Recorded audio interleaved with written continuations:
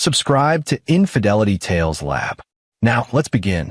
The November rain hammered against the windows of the downtown gym as Harvey Tanner wrapped his hands, preparing for his evening training session. At 42, he still moved with the controlled precision of the Marine he'd been 20 years ago, though the scars on his knuckles told stories he rarely shared. The gym was nearly empty at this hour, just how he preferred it. Boxing had become his meditation after leaving the Corps, a way to channel the restlessness that came from trading combat zones for corporate boardrooms. His phone buzzed. Ashley's name appeared on the screen. "Hey," he answered, tucking the phone against his shoulder while finishing his wraps. "Robbie's staying at my parents' tonight," his wife said, her voice carrying that particular tension that always emerged when discussing her family.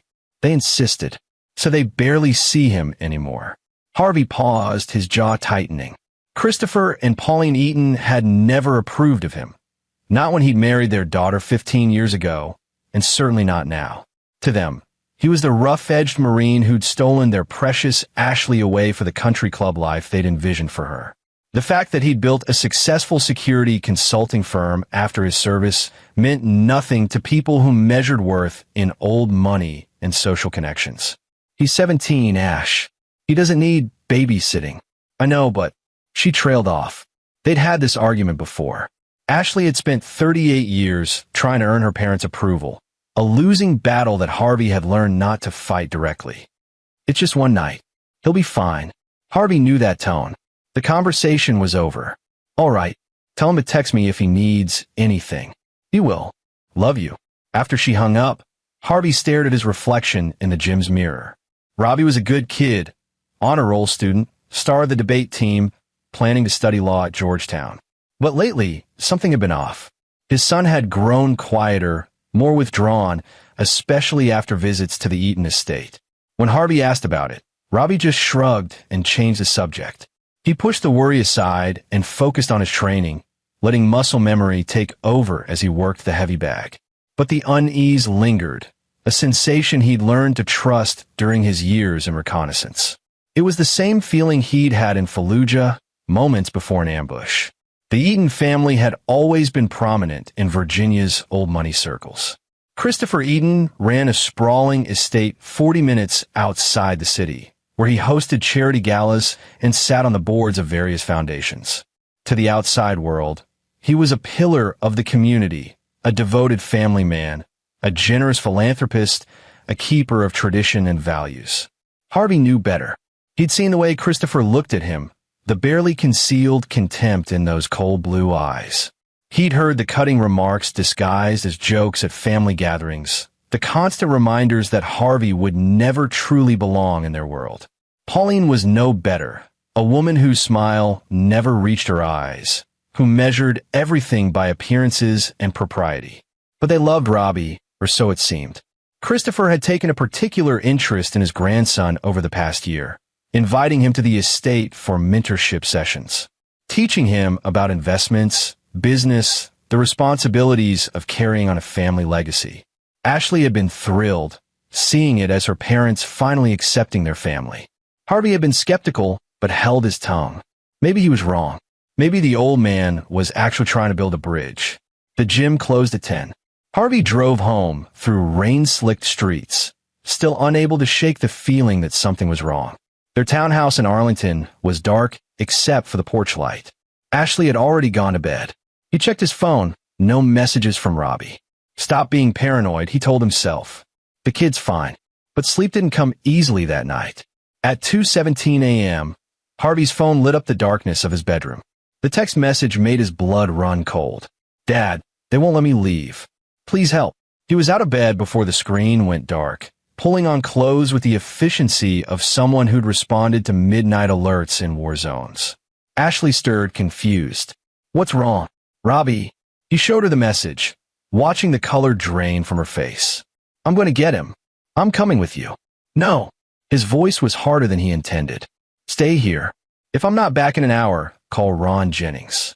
Ron was his former platoon sergeant, now a lawyer who specialized in cases Harvey preferred not to think about.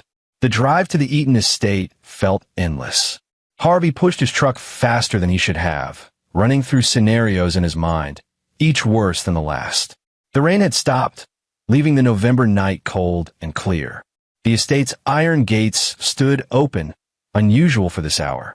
Security cameras tracked his approach, but no one emerged to stop him. The main house loomed ahead, a colonial revival mansion that Christopher had inherited from his father. Lights blazed in every window, despite the hour. Harvey killed his engine and climbed out, every sense on high alert. The front door opened before he reached it. Christopher Eaton stood in the doorway, still dressed in his customary blazer and slacks despite the hour. In his right hand, he held a leather belt, the buckle catching the light. Harvey's entire body went rigid. His hands clenched into fists, and for a moment, he was back in that village in Afghanistan, staring down at what insurgents had done to a family who'd helped American forces. The same cold fury filled his veins now. Where is he? Harvey's voice was deadly quiet. My grandson is fine, Christopher said, his tone infuriatingly calm. He's simply learning some necessary discipline, something you've clearly failed to provide. Move. Harvey took a step forward. You're on my property, Tanner. I suggest you. Harvey didn't let him finish. He shouldered past the older man with controlled force, not enough to injure, but enough to make his point clear. Christopher stumbled back, shock registering on his face. No one had ever physically challenged him in his own home. Robbie, Harvey's voice echoed through the marble foyer. Where are you? A muffled sound came from upstairs. Harvey took the stairs 3 at a time, his heart pounding. Behind him, he heard Christopher shouting something, but the words didn't register. Every instinct he'd honed in combat was screaming at him to move, to find his son, to end the threat. He found Robbie in what must have been a guest bedroom, sitting on the edge of the bed, his shirt off. The boy's back was a mess of red welts and darkening bruises, some fresh, some older. His face was pale, streaked with tears he was trying to hide. The room tilted. Harvey had seen terrible things in war, had witnessed cruelty that still haunted his dreams. But seeing his own son marked like this ignited something primal in him, something that bypassed all rational thought. Dad, Robbie's voice cracked. Harvey pulled out his phone with shaking hands and took pictures. Evidence. He needed evidence. Then he carefully helped Robbie into his shirt, his jaw clenched so tight his teeth ached. He wanted to rage, to destroy, to make Christopher Eaton understand pain. Instead, he dialed 911. What are you doing? Christopher appeared in the doorway, Pauline beside him now, her face a mask of indignation. You have no right to... My son has been assaulted, Harvey said into the phone, his eyes never leaving Christopher's. I need police and an ambulance at the Eaton estate immediately. He gave the address, his voice steady despite the fury coursing through him. This is a family matter, Christopher hissed. The boy was being corrected for his behavior. His behavior? Harvey's control finally cracked. What behavior justifies beating a 17-year-old with a belt? He was caught with another boy, Pauline said, her voice dripping with disgust. Doing things that are sinful, unnatural. We were saving him from a life of... The world seemed to slow down. Harvey looked at his son, saw the shame and fear in Robbie's eyes, and understood. This wasn't about discipline. This was about who Robbie was, who he loved. The Eatons had discovered their grandson was gay and had decided to literally beat it out of him. The rage that filled Harvey in that moment was unlike anything he'd felt before. But years of military discipline, of learning to control his impulses in life or death situations, kept him from doing what every fiber of his being screamed for him to do. Get in the truck, Rob, he said quietly. Robbie moved quickly, desperate to escape. As Harvey turned to follow, Christopher grabbed his arm. You're making a mistake. Do you know who I am? What I can do to you? I'll destroy your little business, your reputation. Harvey looked down at the hand on his arm, then back up at Christopher's face. The older man actually flinched at whatever he saw there. Take your hand off me, Harvey said, his voice barely above a whisper, or I will break it. Christopher released him. The police are coming, Harvey continued. You're going to tell them exactly what you did. And if you even think about coming near my son again, you'll learn what I'm really capable of. He walked out, leaving the Eatons standing in their mansion, their masks of respectability finally cracked. The police arrived within minutes. 2 patrol cars, lights cutting through the darkness. Harvey had pulled his truck around to the front, Robbie wrapped in a blanket in the passenger seat. An ambulance followed shortly after. Officer Jeannie Giles took Harvey's statement while paramedics examined Robbie. She was a veteran cop with sharp eyes that missed nothing, and she'd clearly seen cases like this before. Christopher tried to spin it as a misunderstanding, talked about traditional discipline and a grandfather's rights. But the pictures on Harvey's phone, combined with Robbie's physical injuries and tearful statement, told a different story. "Mr. Eaton," Officer Giles said, her voice professional but cold, "you're under arrest for assault and battery of a minor. You have the right to remain silent." Harvey watched from beside the ambulance as they cuffed Christopher Eaton and put him in the back of a patrol car. Pauline stood on the mansion steps, perfectly still, her face unreadable. But her eyes, when they met Harvey's, held pure hatred. "This isn't over," that look said. Harvey knew she was right. The Eatons had money, connections, lawyers who could make evidence disappear, and witnesses change their stories. Christopher might spend a night in jail, maybe pay a fine. Men like him rarely faced real consequences. But as Harvey climbed into the ambulance with his son, watching Robbie's shoulders shake with silent sobs, he made a silent promise. This wasn't just about legal justice anymore. The Eatons had hurt his child, had tried to break him for being who he was. And Harvey Tanner was going to make sure they paid for that in ways the law never could.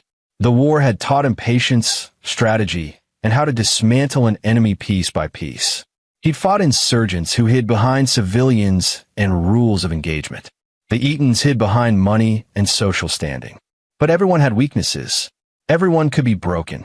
He just needed to find out how. The hospital processed Robbie quickly once they understood the situation. A doctor documented his injuries with clinical precision. 17 separate welts, 3 deeper lacerations, extensive bruising across his back, shoulders, and upper arms. Signs of previous trauma that had partially healed. This had been going on for weeks. "How long?" Harvey asked quietly, sitting beside Robbie's bed once they were alone. 2 months. Robbie's voice was hollow. "Since they found out about Marcus." Marcus Chun was Robbie's best friend since middle school. Harvey had always known there was something deeper there, had seen the way his son looked at the other boy. He'd been waiting for Robbie to tell him when he was ready. "Marcus's parents are cool with it," Robbie continued, not meeting his father's eyes. "But Grandpa found some texts on my phone during one of those mentorship dinners. He said I was sick, that I was going to hell unless they fix me." His voice cracked. "They said if I told anyone, they'd make sure you lost your business, that they'd prove you were an unfit father, that they'd take me away from you and Mom permanently." Harvey's hands clenched on the bed's metal railing. "Why didn't you tell me?" "Because I believe them." Tears streamed down Robbie's face. "Grandpa knows judges, lawyers, senators. He said he could make it look like you were abusive, that Mom was incompetent. He had files, Dad. Photos of our house, your work, everything. He said one phone call and child services would take me, and I'd spend the rest of my time in a conversion facility until I was fixed." The manipulation was sophisticated, Harvey realized. Christopher had isolated Robbie with fear, had made him believe that seeking help would only make things worse. Classic tactics, the kind used by everyone from cult leaders to terrorists. Target the vulnerable, exploit their fears, make them dependent on you for relief from the very pain you're causing. "Listen to me," Harvey said, forcing Robbie to look at him. "No one is taking you anywhere. Your grandparents lied to you. Those threats were meant to control you, to keep you scared and silent. But you're safe now. I promise you that." Robbie nodded, but Harvey could see the doubt lingering. The damage went deeper than physical scars. Ashley arrived 20 minutes later, her face pale with shock and fury. She'd always defended her parents, made excuses for their coldness and cruelty. But seeing her son's injuries shattered whatever illusions she'd been clinging to. She held Robbie while he cried, her own tears falling silently. Later, in the hospital hallway, she turned to Harvey. "I'm so sorry. I should have seen it. I should have protected him. We both should have," Harvey said. "But we will now, whatever it takes." She nodded, then asked the question he'd been expecting. "What happens next?" "The police arrested Christopher. They'll charge him, and there'll be a trial. He'll get out of it somehow. You know he will. His lawyers, his connections. Probably, Harvey admitted. Men like your father rarely face real consequences from a system. Ashley studied his face, and he saw understanding dawn in her eyes. She knew him well enough to recognize the look he wore now. She'd seen it once before when a business partner had tried to defraud their company, stealing money meant for veteran support programs. That man had ended up bankrupt and blacklisted from every major contract in 3 states. "What are you planning?" she asked quietly. "I'm going to make sure they can never hurt him again, or anyone else's child." "Harvey, I won't do anything illegal," he said, though they both knew that was a careful phrasing. Not illegal didn't mean not ruthless. "But I'm going to dismantle everything your father has built. His reputation, his business connections, his social standing. All of it. Because men like him don't fear jail time or fines. They fear exposure. They fear becoming nothing in the eyes of the people they've spent their lives trying to impress." Ashley was quiet for a long moment, then nodded. "Tell me what you need me to do." That surprised him. "Ash, they hurt my baby," she said, her voice hard in a way he'd never heard before. "I don't care that they're my parents. I don't care about family loyalty or keeping up appearances. They try to destroy my son for being who he is. So yes, tell me what you need. I'm done protecting them." Harvey pulled her close, and for the first time since receiving Robbie's text, he allowed himself to feel something other than fury. Relief. Grief for what his son had endured. But also, underneath it all, a cold determination. The Eatons had made a critical mistake. They'd assumed Harvey Tanner was just some rough-edged Marine who'd gotten lucky in business. They'd underestimated him, dismissed him as beneath their concern. But Harvey had spent 20 years studying human nature, learning how to identify weaknesses and exploit them. He'd built a successful security consulting firm by understanding how people and systems could be compromised. Now he was going to use every skill he'd ever learned to teach Christopher and Pauline Eaton what it meant to target his family. The first step was gathering intelligence. Harvey needed to understand his enemy completely before making his move. That's where Ron Jennings came in. Ron arrived at the hospital an hour before dawn, looking like he'd rolled out of bed and into the nearest suit. They'd served together in Iraq, had saved each other's lives more than once. After leaving the Corps, Ron had gotten his law degree and specialized in criminal defense, though he often joked that his real specialty was navigating the gray areas of the legal system. "Jesus, Harvey," Ron said after hearing the full story. "They really did a number on him. Can they prosecute?" Ron grimaced. "They could try. Assault on a minor, child abuse charges. But Christopher Eaton has Robert Ashford representing him." Harvey recognized the name. Ashford was one of the most expensive defense attorneys on the East Coast, known for getting wealthy clients out of seemingly impossible situations. So he'll walk. Not walk exactly, but he'll plead down, probably to misdemeanor assault, community service, anger management classes, a fine that won't even dent his bank account. The charges might get sealed because Robbie's a minor. In 6 months, it'll be like it never happened. And Robbie? The system will offer counseling, maybe mandate supervised visits, but force them to admit their grandson is gay and they tried to beat it out of him?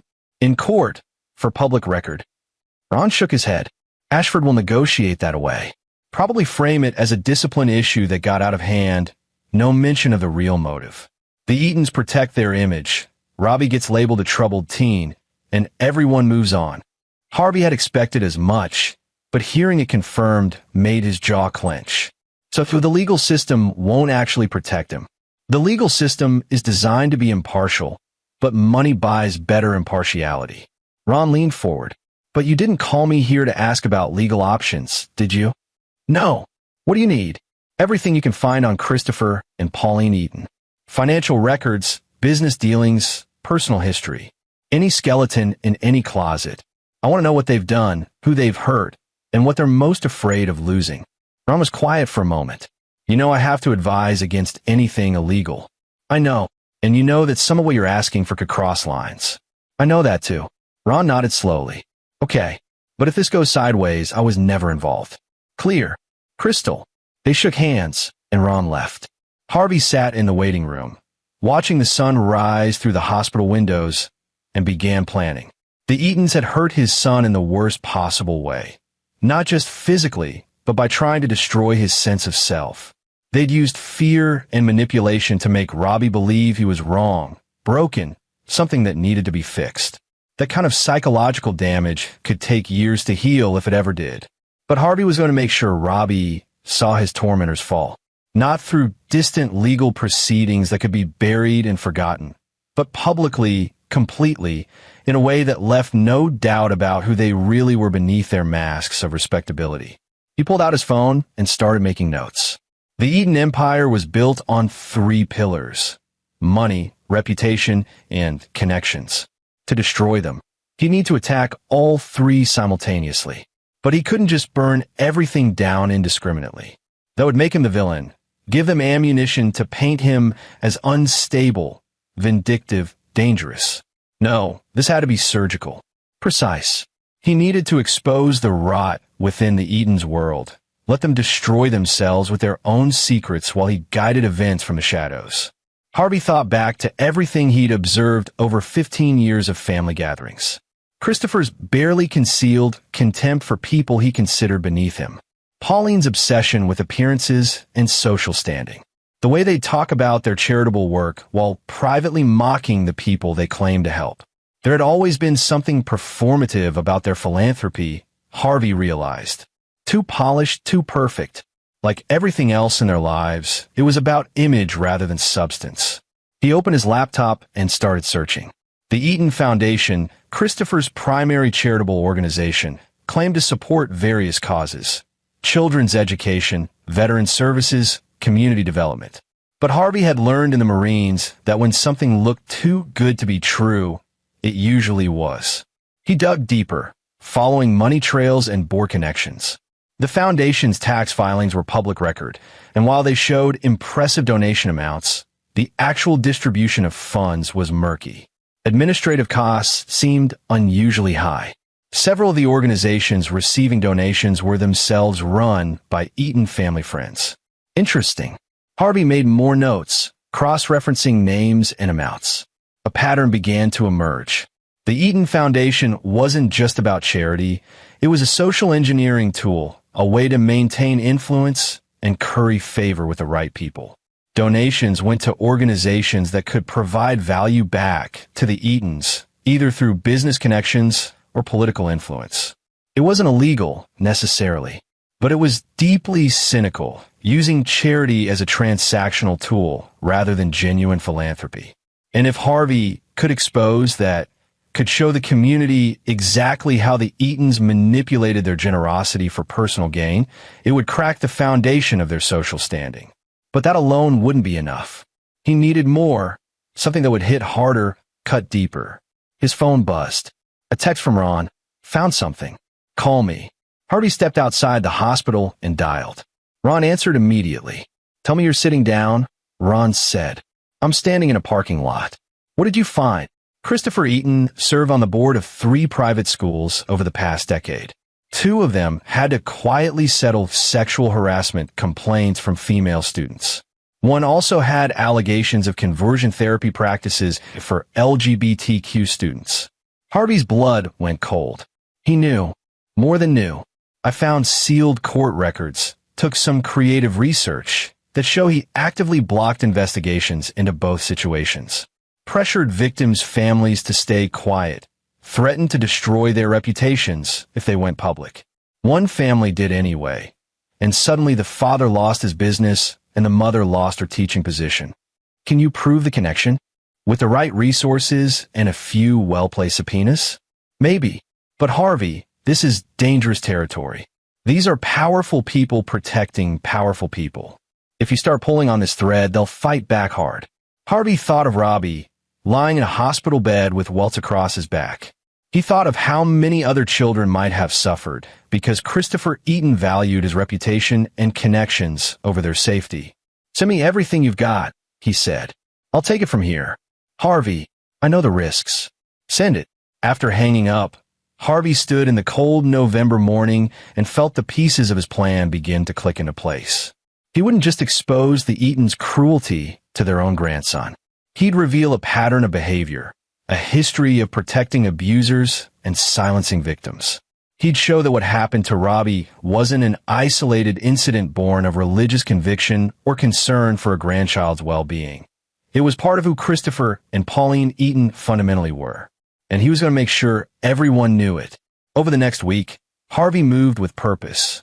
Robbie was released from the hospital and came home to rest, surrounded by support. Ashley took leave from her job to be with him. Marcus visited daily, and seeing the two boys together, Robbie, finally able to be himself without fear, reinforced Harvey's resolve.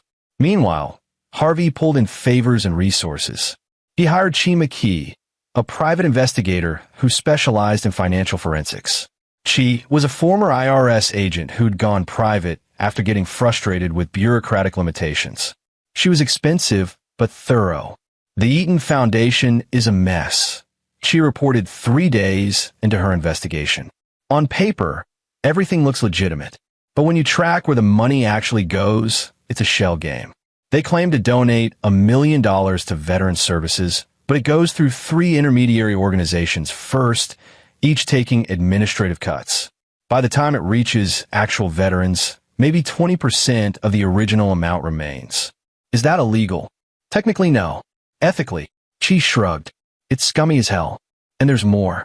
Several board members have been compensated with consulting fees that aren't properly disclosed. Again, probably legal if structured right, but it looks bad. Real bad. Can you document all of it? Already am. But Harvey, this alone won't destroy them. Rich people do shady charity work all the time. It'll embarrass them, maybe cost them some social standing, but it won't break them. I know. What about the schools? Chi's expression darkened. That's where it gets ugly. I found 7 cases over 12 years where students at Eaton-connected institutions reported abuse, sexual, physical, or psychological conversion attempts. In every case, the complaints were either buried or the families were pressured into silence. In 3 cases, Christopher Eaton personally intervened.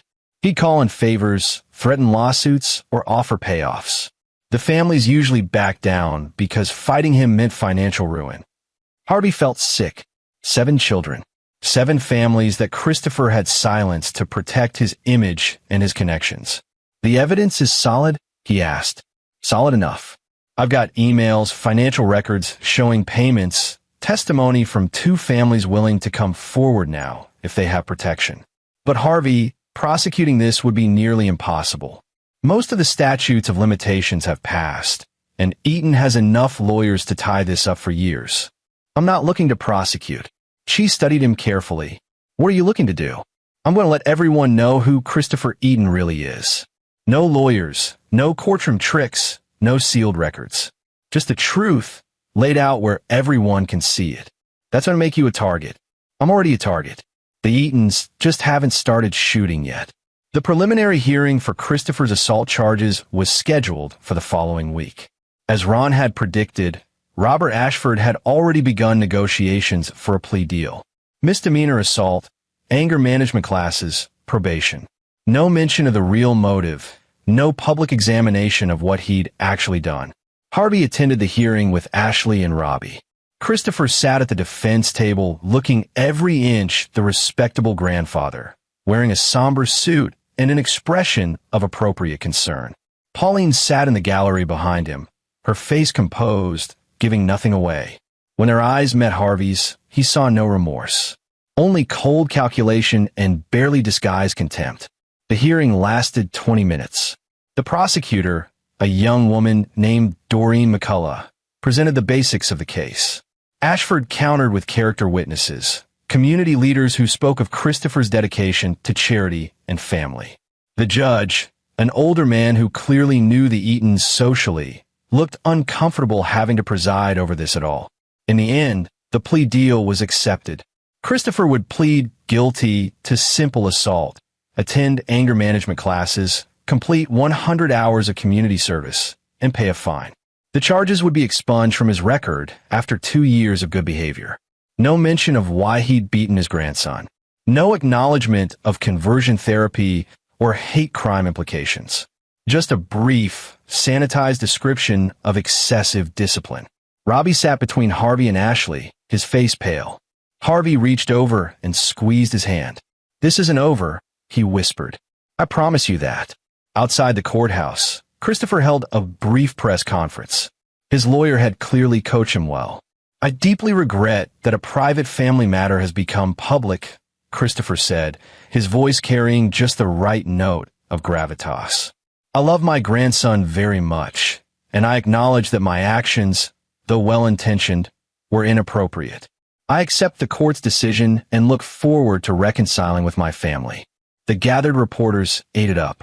A few asked about the nature of the discipline, but Ashford smoothly redirected, emphasizing privacy concerns and family healing. Within 24 hours, the story would be buried beneath other news, forgotten by everyone except those directly involved. Harvey watched from across the street, his expression unreadable. Christopher glanced his way once, a small smile playing at his lips. He thought he'd won, but the real war was just beginning, and Christopher had no idea what was coming. That evening, Harvey sat in his home office and reviewed everything Chi had compiled.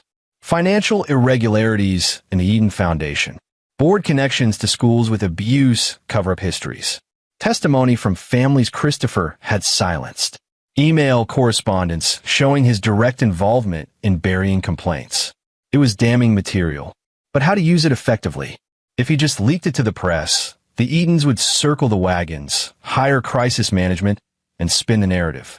They'd portray themselves as victims of a vindictive son-in-law, use their connections to discredit sources, and bury the story beneath legal threats and counter-accusations. No, Harvey needed something more sophisticated. He needed to create a situation where the Eatons' own actions would expose them, where their attempts to defend themselves would only make things worse. He thought back to his military training. When facing a fortified position, you didn't assault it directly. You created multiple pressure points, forced the enemy to spread their defenses thin, then exploited the gaps. Harvey pulled up a list of the Eden Foundation's major donors and board members. These were the people who gave Christopher his social power, who enabled his influence. If Harvey could make them question their association with the Edens, could plant seeds of doubt about where their donations were really going and who they were really supporting, the foundation would begin to crumble from within. He started drafting emails, carefully worded inquiries sent from anonymous addresses. Questions about the foundation's financial practices, about administrative costs, about Christopher's involvement in the school board scandals. Each email included just enough verifiable information to prompt concern, but not so much as to make the source obvious. Within days, board members began asking questions. Foundation meetings grew tense. Donors started requesting detailed financial breakdowns. Meanwhile, Harvey reached out to Jeannie Giles, the police officer who'd arrested Christopher. Over coffee at a quiet diner, he showed her what she had uncovered about the school abuse cover-ups. "This is way above my pay grade," Jeannie said, scanning the documents. "But I know someone who might be interested. Marla Berry at the State Attorney General's office. She's been building a task force on institutional child abuse cover-ups. Would she talk to me? Probably, especially if you come bearing this kind of evidence." Jeannie looked at him carefully. "But be straight with me, Harvey. What's your endgame here? Is this about justice or revenge? Can it be both? Not if you want a clean outcome. Revenge makes you sloppy, makes you cross lines you shouldn't. I've seen it before." Harvey considered lying, but Jeannie deserved better. "They try to break my son, try to make him hate himself for who he is. And when that didn't work fast enough, they beat him. Then they stood in front of a judge and made it seem like they were the victims of an overzealous prosecution." He met her eyes. "So yes, I want revenge. But I also want to make sure they can't do this to anyone else's child." Jeannie nodded slowly. "I'll set up the meeting with Marla. But Harvey, keep your hands clean. Let the system do its job this time." The system gave Christopher Eaton a slap on the wrist. Then give the system better ammunition. What you've got here could actually lead to real charges, real consequences. Don't screw that up by going vigilante. Harvey thanked her and left, knowing she was right, but also knowing that whatever the state attorney's office did would take months, maybe years. And in the meantime, the Eatons would continue their lives, continue their influence, continue to hurt people while hiding behind respectability and money. He needed to move faster. The next pressure point was social. Christopher and Pauline's standing in Virginia society depended on their image as pillars of the community. Harvey needed to tarnish that image to make association with them toxic. He reached out to Willie Fry, an old friend from the service who now worked in public relations. Willie had a talent for understanding how information spread through social networks, both online and offline. "You want to wage a whisper campaign," Willie said after hearing Harvey's plan. "Make people question the Eatons without directly attacking them." Exactly. It's doable, but it requires patience. You plant seeds, let them germinate naturally. Push too hard and it backfires, makes you look like the aggressor. Over the next 2 weeks, carefully crafted questions began appearing on social media and at social gatherings. Anonymous posts on community forums asking about the Eaton Foundation's finances. Casual mentions at country club events about Christopher's involvement with schools that had later faced abuse scandals. Nothing directly accusatory, just innocent-seeming inquiries that planted doubt. The effect was subtle but cumulative. People started talking. Donors started asking harder questions. Board members began distancing themselves from controversial decisions, claiming they'd been unaware of certain practices. Christopher tried to maintain control through his usual methods: private calls to key allies, assurances that everything was being handled, suggestions that this was all a misunderstanding being blown out of proportion by troublemakers. But the cracks were showing. Then Harvey played his trump card. Through Chee's investigation, he discovered that one of the families Christopher had silenced 7 years ago, the Wheelers, had moved to North Carolina but had never forgotten what happened to their daughter, Corrine Wheeler. She'd been 15 when a teacher at a private academy where Christopher served on the board had sexually assaulted her. When the Wheelers tried to press charges, Christopher had intervened, not to help them, but to protect the school's reputation. He'd offered them a settlement in exchange for silence, then used his connections to make sure the teacher quietly resigned and moved to another state without charges being filed. The teacher had gone on to abuse 3 more students at his new school before finally being arrested. Harvey contacted the Wheelers through Chee. They were initially hesitant.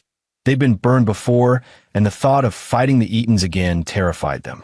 But when Harvey explained what Christopher had done to Robbie, when he showed them that the same pattern was continuing, they agreed to tell their story. Not to the police, not yet, but to a journalist. Hugo Barker was an investigative reporter for a regional news outlet who'd built a reputation for taking on powerful interests. Harvey had researched him carefully, verified his credibility, and confirmed he couldn't be bought off or intimidated. When Harvey approached him with the Wheeler's story, along with documentation of Christopher's involvement and evidence of the pattern of abuse cover-ups, Hugo's eyes lit up. "This is big," Hugo said, "but I need corroboration. Can you get me more families willing to talk?" "I'm working on it." She had identified 2 other families who might be willing to come forward. It took weeks of careful outreach, building trust, assuring them that this time they had protection and support. Finally, both agreed to speak with Hugo on the condition that their identities be protected until they felt safe. Hugo spent a month investigating, verifying every claim, tracking down documents and correspondence. Harvey provided what he could without revealing his role as the primary source. The story had to stand on its own merits, couldn't be dismissed as a vengeful son-in-law's crusade. Meanwhile, the pressure on the Eaton Foundation continued to build. 3 major donors pulled their support, citing concerns about financial transparency. 2 board members resigned. The Whisper campaign had done its work. The Eatons were no longer untouchable, no longer above scrutiny. Christopher fought back the only way he knew how, with lawyers and threats. He tried to intimidate Hugo's news outlet, to pressure sources into recanting. But Hugo had been through this before, knew how to protect his investigation. And the more Christopher pushed, the more attention he drew to the very story he was trying to suppress. Then, on a cold February morning, the article dropped. The headline read, "Pillar of the Community or Protector of Predators. The Christopher Eaton Scandal." The article was devastating. It laid out 7 cases of abuse at Eaton-connected institutions, detailed Christopher's direct involvement in silencing victims, showed the pattern of protecting abusers while punishing families who tried to seek justice. It included testimony from the Wheelers and 2 other families, all with documentation. It connected the dots between Christopher's charitable work and his use of that influence to shield perpetrators. And buried in the middle of the article, almost as an afterthought, was a mention of Christopher's recent assault conviction for beating his 17-year-old grandson, framed now not as an isolated incident of excessive discipline, but as part of a larger pattern of abuse and cover-up. The response was immediate and explosive. Social media erupted. The State Attorney General's office announced an investigation. Remaining foundation board members scrambled to resign. Donors demanded refunds. Journalists descended on the Eaton estate like locusts. Christopher tried to hold another press conference, but this time his lawyer couldn't control the narrative. Reporters asked pointed questions about specific cases, about emails showing his involvement, about families he'd threatened. His carefully constructed image of the benevolent patriarch shattered in real time, broadcast live across multiple news channels. Harvey watched from home, Robbie beside him on the couch. His son's physical injuries had healed, but the psychological wounds were taking longer. Robbie was in therapy now, working through the trauma of what his grandparents had done. But seeing them exposed, watching their empire crumble, seemed to help. "Dad," Robbie said quietly, "did you do this?" Harvey considered lying, but he'd promised himself he'd never lie to his son, not about important things. "I helped make sure the truth came out," he said carefully. "The people who were hurt by your grandfather deserved to have their voices heard." "Good," Robbie said, and something in his voice reminded Harvey of himself at that age. A hard edge that came from learning too early that the world wasn't fair, that bad people sometimes wore respectable faces. Over the following weeks, the investigation expanded. The State Attorney General's office filed charges against Christopher for witness intimidation and obstruction of justice related to the school abuse cases. Federal prosecutors began examining the Eaton Foundation's finances for potential fraud. Civil lawsuits piled up from victims' families. But what destroyed the Eatons most completely wasn't the legal consequences. It was the social exile. Their friends stopped returning calls. Country club memberships were quietly revoked. Invitations to galas and charity events dried up. The community that had once elevated them now shunned them. Not out of moral outrage necessarily, but because association with them had become toxic to one's own reputation. Pauline tried to maintain her dignity, tried to pretend that nothing had changed. But Harvey saw the cracks when they passed each other at a grocery store one day. She looked diminished, older, her perfect composure finally broken. She didn't speak to him, but the hatred in her eyes was palpable. She blamed him for everything, he realized. Not Christopher for his actions, but Harvey for exposing them. Good, he thought. Let her hate me. At least she'll never hurt another child. The legal proceedings dragged on for months. Christopher fought every charge, every lawsuit, burning through his fortune on legal fees. His lawyers were good, but the evidence was overwhelming. In the end, he took a plea deal, 5 years in prison for obstruction of justice and witness tampering. Not nearly long enough for what he'd done, but more than men like him usually faced. At his sentencing, he was given the opportunity to make a statement. He stood before the court, looking smaller somehow than Harvey remembered, and offered a generic apology that mentioned accountability and learning from mistakes, but never actually acknowledged what he'd done wrong. The judge wasn't impressed. "Mr. Eaton, your actions protected predators and silenced victims. You used your position and influence to allow abuse to continue. The harm you've caused extends far beyond the immediate victims to their families and communities. You betrayed every principle you claim to uphold. The court sentences you to 5 years in federal prison, to be followed by 5 years of supervised release." Christopher's face went white. He'd been expecting a lighter sentence, had believed until the end that his lawyers could negotiate something better. The reality of prison, of genuine consequences, seemed to finally penetrate his armor of entitlement. As marshals led him away, his eyes found Harvey in the gallery. The hatred there mirrored Pauline's, but underneath it was something else, fear. Christopher Eaton, who had spent his life wielding power over others, was about to spend 5 years powerless. Harvey felt no satisfaction in that moment, only a grim sense of completion. Justice wasn't really about revenge, he'd learned. It was about stopping bad people from continuing to do harm. Christopher's imprisonment wouldn't undo what he'd done to Robbie or to the other children he'd failed to protect, but it would prevent him from hurting anyone else for at least 5 years. And maybe that was enough. The Eaton Foundation dissolved within 6 months. The estate had to be sold to cover legal fees and civil settlements. Pauline moved to a small condo in Maryland, away from the Virginia society that had once worshipped her. She never spoke to Ashley or Robbie again, never acknowledged any wrongdoing, never expressed remorse. Ashley grieved the loss of her parents, not who they actually were, but who she'd hoped they might become. Therapy helped. So did Robbie's progress.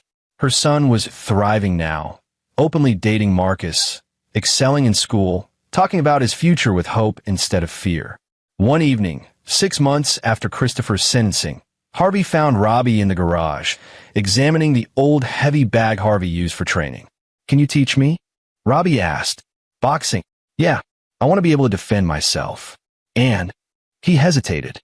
"I want to be strong like you." Harvey felt his throat tighten. "You're already strong, Rob.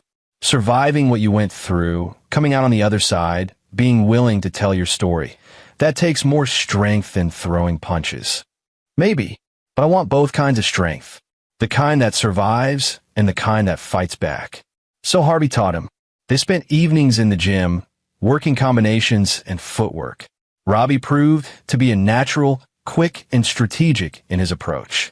More importantly, it gave them time together, a way to rebuild their relationship after the trauma of the past year. One night, after a particularly good session, Robbie asked, "Do you ever regret what you did? Going after them so hard?" Harvey thought about it carefully. "I regret that it had to happen at all. I regret not seeing what they were doing to you sooner. But going after them, making sure they face consequences? No, I don't regret that. Even though it hurt, Mom. Your mother is stronger than she looks. And she deserved to know the truth about her parents, even though it hurt." Robbie nodded, processing that. Then, the other kids they hurt, the ones who came forward for the article. Did any of them ever thank you? "I didn't do it for thanks. And they don't know I was involved." Hugo protected his sources. "But you helped them." "I hope so." They wrapped up the session and headed inside. Ashley had dinner waiting, a normal Tuesday evening that felt almost miraculous after the chaos of the past year. As they ate together, talking about Robbie's upcoming college applications and Ashley's latest project at work, Harvey allowed himself to believe that maybe they'd actually made it through intact. His phone buzzed. A text from Ron. Christopher's appeal was denied. He's officially going to serve the full sentence. Harvey showed it to Ashley, who read it and nodded silently. They discussed many times whether the punishment fit the crime, whether 5 years was enough for everything Christopher had done. They concluded it probably wasn't, but it was more than nothing, and in a system that often let powerful men walk free, that mattered. "What about grandmother?" Robbie asked, having seen the text over Ashley's shoulder. "She's living quietly in Maryland," Ashley said. No charges were filed against her. Apparently, the prosecutors couldn't prove she was directly involved in the cover-ups. "But she knew," Robbie said. "She knew what grandfather was doing to me. She helped. I know, honey. Sometimes bad people escape legal consequences. But she lost everything she cared about. Her social standing, her community, her family. That's a different kind of punishment." Robbie didn't look satisfied with that answer, and Harvey couldn't blame him. Pauline had enabled Christopher's cruelty, had actively participated in trying to break her own grandson. That she'd avoided prison seemed fundamentally unjust. But Harvey had learned during his military service that justice wasn't always clean or complete. Sometimes you had to accept partial victories, knowing that perfect accountability was impossible. Still, he kept tabs on Pauline. Through Chi, the investigator reported that Pauline was isolated, shunned by her former friends, living on a modest income after most of the family wealth had been depleted by legal fees and settlements. She tried to maintain contact with some of her old social circle, but the association with the scandal made her toxic. People she considered friends for decades wouldn't return her calls. It wasn't prison, but it was its own kind of exile. And for someone like Pauline, for whom social standing had been everything, it might be worse than a jail cell. Months turned into a year. Life gradually returned to normal, or at least a new version of normal. Robbie graduated high school with honors and was accepted to Georgetown's pre-law program. He and Marcus were planning to attend together, had already found an apartment near campus. At Robbie's graduation party, Harvey stood on the deck watching his son laugh with friends, openly affectionate with Marcus, unashamed of who he was. The transformation from the broken boy in that hospital bed to this confident young man felt like a miracle. "Thank you," Ashley said, joining him. "For what?" "For protecting him. For making sure they couldn't hurt him anymore." She took his hand. "I know you did things you probably shouldn't have. Used methods that weren't entirely legal. But you saved our son." Harvey squeezed her hand. He'd broken laws, technically, privacy violations, potentially illegal surveillance, manipulation of public perception. If someone investigated his actions thoroughly enough, he could face charges. But he'd been careful, kept his hands clean enough, used intermediaries, and maintained plausible deniability. And he'd do it all again in a heartbeat. "He saved himself," Harvey said. "All I did was make sure the people who try to break him face consequences." "Still," Ashley said. "Thank you." They stood together, watching Robbie blow out birthday candles, surrounded by people who loved and accepted him exactly as he was. This was what Harvey had fought for. Not revenge, not punishment, though those things had their place. But this, safety, peace, the freedom for his son to live openly and without fear. The Eatons had tried to destroy that. They'd used their power and influence to harm vulnerable children while hiding behind respectability and charity. They believed themselves untouchable, protected by money and social connections. Harvey had proven them wrong. He dismantled their empire piece by piece, exposed their cruelty, and ensured they faced consequences. Not perfectly, not completely, but enough. Enough that Robbie could sleep safely at night. Enough that other children might be protected from similar predators who wore masks of respectability. As the party wound down and guests began leaving, Robbie pulled Harvey aside. "I got an email today," he said, "from someone named Corrine Wheeler. She said Hugo Barker gave her my contact information, that she wanted to thank me for being brave enough to come forward. She said watching me tell my story gave her the courage to face what happened to her." Harvey's throat tightened. "That's good, Rob." She also said, Robbie's voice cracked slightly. "She said that you helped her family, that you connected them with a lawyer who's helping them with their lawsuit against the school. She didn't know how to reach you, so she asked me to say thank you." Harvey hadn't expected gratitude. He'd helped the Wheelers and others because it was right, because their stories deserved to be heard, because children deserve protection. But hearing that it had made a difference, that Corrine felt empowered rather than re-traumatized, eased something in him he hadn't realized was still tense. "You can tell her she's welcome," Harvey said, "and that I'm proud of her for speaking up." Robbie hugged him then, tight and fierce. "I love you, Dad. I never said it enough, but I do, and I'm glad you're my father." Harvey held his son, this young man who'd survived hell and come out stronger, and felt the last of his rage finally dissolve. The Eatons were gone, defeated not just legally, but morally, their legacy one of shame rather than honor. The children they'd hurt were healing, protected, moving forward. That was victory. Not perfect, not clean, but real and earned. Later that night, after everyone had gone home and Robbie was asleep, Harvey sat in his office and deleted files.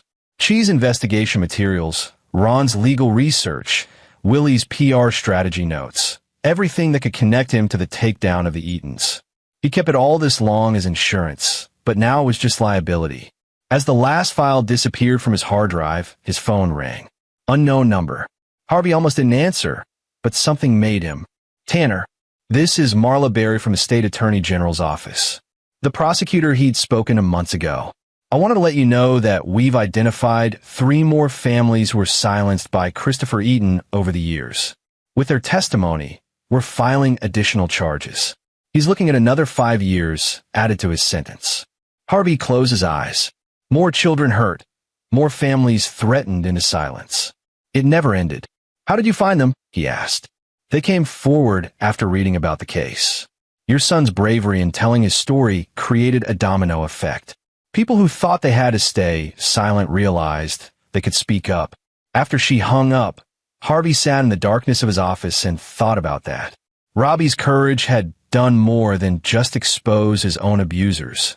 It had given voice to others, had broken the cycle of silence and shame. That was worth more than any revenge Harvey could have devised. The next morning, Harvey found Robbie in the kitchen, reading something on his laptop. When he saw his father, he turned the screen to show an article about a new nonprofit organization being formed to support LGBTQ youth who'd experienced conversion therapy or family rejection. I want to volunteer, Robbie said. Maybe share my story, help other kids who are going through what I went through. Harvey felt pride swell in his chest. His son had taken the worst experience of his life and was transforming it into something that could help others. That was the truest victory. Not destroying enemies, but building something better from the ashes of trauma. I think that's an excellent idea, Harvey said. Over the following months, Robbie became involved with the organization, eventually becoming a spokesperson. He spoke at schools and community centers, sharing his story with unflinching honesty. He talked about the abuse, about the fear and shame, but also about survival and healing. About having a father who protected him, a mother who chose him over her parents, a boyfriend who loved him unconditionally. Harvey attended some of these talks, standing in the back of the room, watching his son inspire others. Each time, he was struck by Robbie's strength, his willingness to be vulnerable in service of helping others. This was the man his son was becoming, compassionate, brave, dedicated to making the world better. 2 years after Christopher's imprisonment, Harvey received a call from the Bureau of Prisons. Christopher had died of a heart attack while incarcerated. He was 68 years old. Harvey felt nothing at the news. No satisfaction, no grief, just a dull acknowledgement that a chapter had finally closed. He told Ashley, who cried, not for who her father had been, but for who he could have been if he'd chosen differently. They didn't attend the funeral. Neither did Robbie. Pauline held a small service in Maryland, attended by a handful of people who either didn't know the full story or didn't care. Harvey heard about it through Chi, who'd kept monitoring the Eatons out of professional habit. She sold the last of the family jewelry to pay for it, Chi reported. She's living on Social Security now.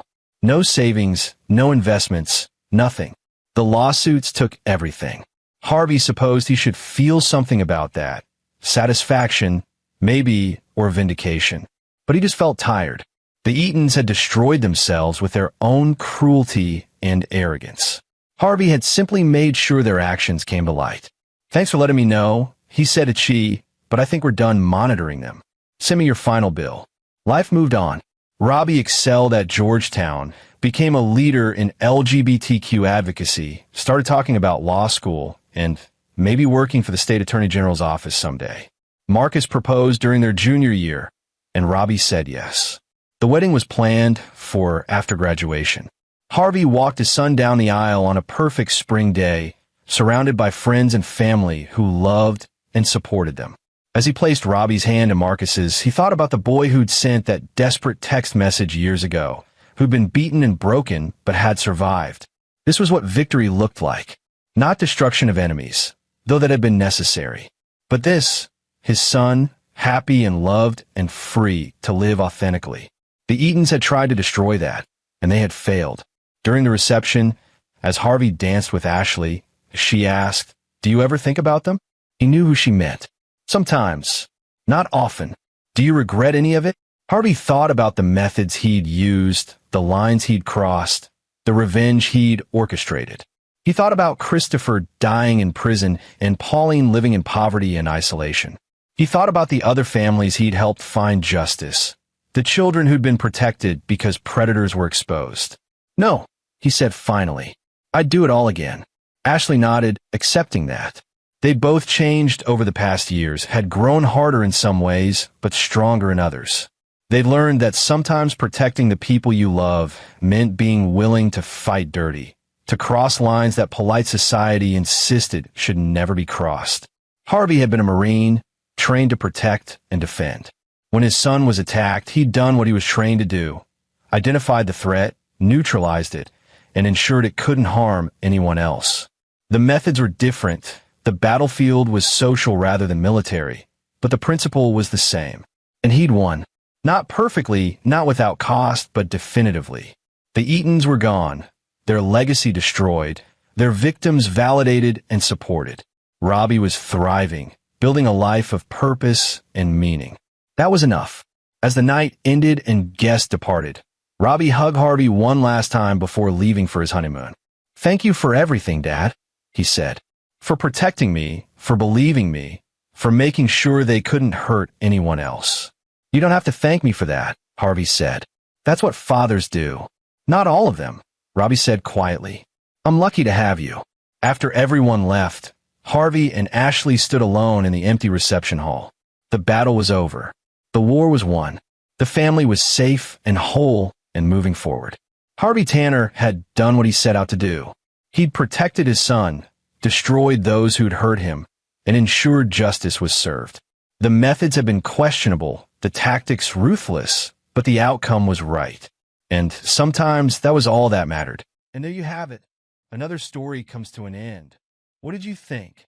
I'd love to hear your thoughts in the comments below. If you enjoy this story, consider joining our community by subscribing. It means the world to us. For more stories like this one, check out the recommended videos on screen. And I'll see you there.